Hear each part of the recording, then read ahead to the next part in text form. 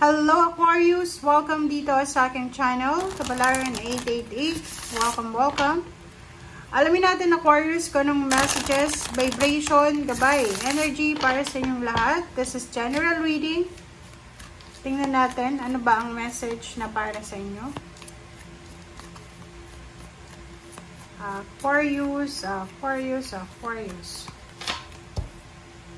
Okay, first card natin Aquarius is ask for help from others. Ask for help. So, kung may kailangan kang tulong, humingi ka daw ng tulong sa ibang tao.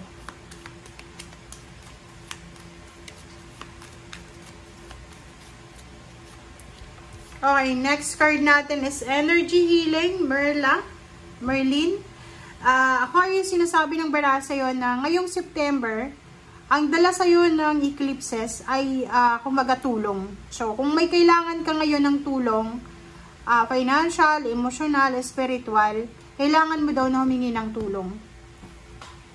And energy healing, sinasabi ng bara Aquarius na kailangan mo daw na i-prioritize yung energy healing ngayong buwan ng September. Kasi minsan, di ba, may mga pagkakataon talaga na nakadestiny na mag-heal na sa buhay natin. Pero minsan, kinokontrol natin yung sitwasyon. Like, kinokontrol natin yung relationship natin, yung emotion, yung future, parang ganun. So, kailangan mong i-let go. Kung ano yung dapat mag-heal, relationship man yan, trabaho, or pera, just let go. Okay? Okay, so tingnan natin. Ito ay para sa inyong third deck, Aquarius.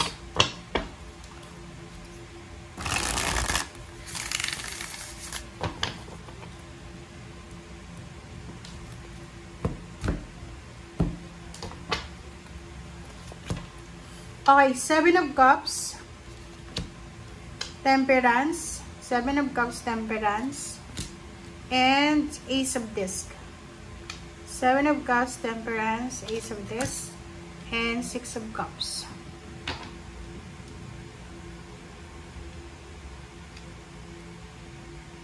Sa ilalim mo dito is the World card, and Ten of Discs, and the Star, and Nine of Wands. Okay? Seven of Swords.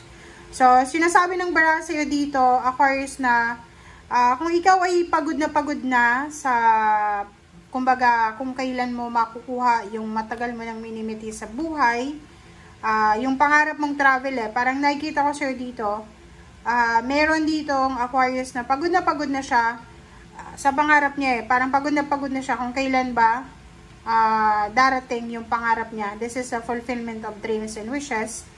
And Ten of Discs, sinasabi ng bara sa'yo dito na about lump sum of money, inheritance, promotion, salary increase, or maybe nagbebenta ka ng bahay, lupa. So, parang naghihintay ka. And the World card, sinasabi ng the World card dito na maybe travel.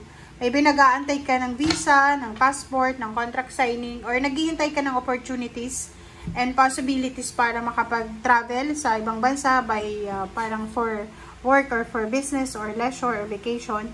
And until now, naghihintay ka pa rin. Seven of Cups, Temperance, Ace of Discs, and Six of Cups. Sinasabi ng bara sa'yo na kinakailangan mo daw ngayong September, Aquarius, na magkaroon ng pasensya. Okay? Magpasensya ka daw ngayong September. Make sure na, halimbawa na, like yun, halimbawa kailangan tayo sa mga tao sa paligid natin, kailangan natin na maghintay. Okay? Huwag tayong maging aggressive. Huwag tayong maging aggressive, impulsive sa kung ano man na hinihintay natin. Kailangan natin maghintay. And Seven of Cups, sinasabi ng bara sa'yo dito sa Seven of Cups na yan na choices and options. So, yun. Haba naghihintay ka, yun, pangarap sa buhay. Like, ito yung sinasabi dito. Yung iba, pangarap nilang makapagtapos yung anak. So, sobrang tagal pa. And Ten of Discs, maybe money. And yung mga pangarap nila sa buhay So, sinasabi ng barahan, you need to be patient. Ace of Discs and Six of Cups.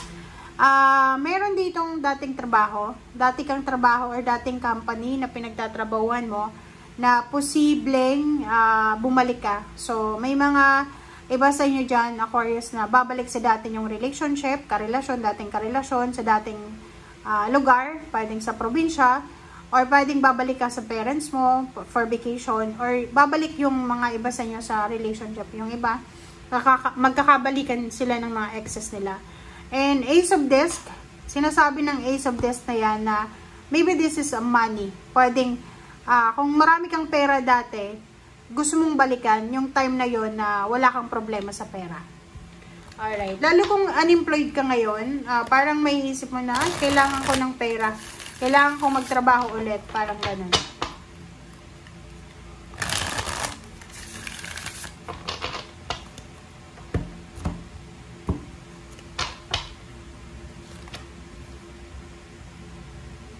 Okay, Queen of Cups.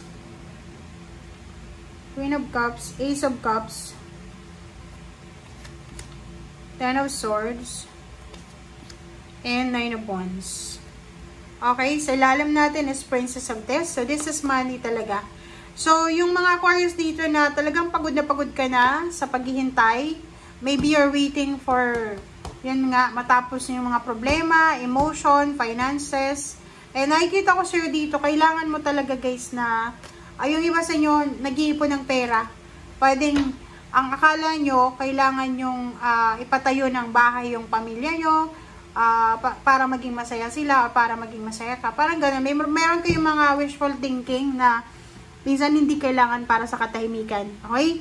So, yung Queen of Cups dito and Ace of Cups, sinasabi na, isang water sign, Pisces, Scorpio, and Cancer, na pwedeng you have parang misunderstanding. May misunderstanding ka sa water sign, Pisces, Scorpio, Cancer, air signs, Gemini, Libra, Aquarius, or kung sino man na fire sign. And posibleng maayos siya or kailangan mong ayusin. Okay? There's a forgiveness, reconciliation, there's a new beginnings ang relationship dito. Yun nga, trabaho. Like, yung iba sa inyo dyan na maraming nangyari sa past, previous jobs nyo or career, posibleng maayos na siya ngayon. Okay? Thank you guys for watching. Bye!